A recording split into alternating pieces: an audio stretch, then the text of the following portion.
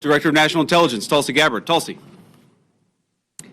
Thank you, Mr. Vice President, for your leadership in bringing the country's attention to what has been happening here at the border and the significant change that has already occurred under the short time that President Trump has been in office.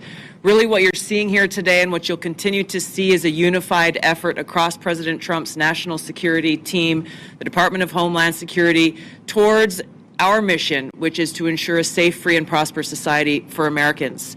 As Director of National Intelligence, there are a number of areas where we are focused. The President talked about in his speech, over 21 million people have come across our borders illegally under Joe Biden's administration.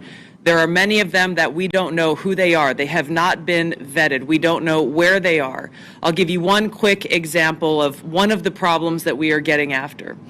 From Central Asia, there were over 4,000 people who came across our borders using an ISIS-affiliated network. Our National Counterterrorism Center went through and identified those individuals. There were hundreds of them who were either known terrorists or associated with known terrorists. That information was provided to the Biden administration. You may remember in some of the news, a little over 100 of those people were arrested in 2024. Of those who were arrested, only 8 were either deported or remained in custody.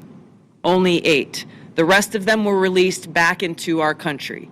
Where are they? What are they doing? What may they be plotting? This is just the beginning. There are many, many areas that we need to stay very focused on, working with Department of Homeland Security, working with the FBI to ensure that we're keeping the American people safe.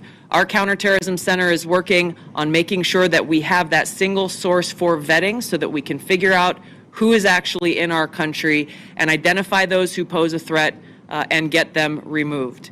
The President's designation of the cartels as foreign terrorist organizations falls directly into this, especially as we're seeing some of the tactics that these cartels are using reflect some of the tactics that we've seen used by Islamist terrorists in countries that many of us have served in overseas.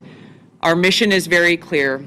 Our objective is to keep the American people safe. I'm grateful to be a part of this team that President Trump has assembled to accomplish that mission. Thank you. Great.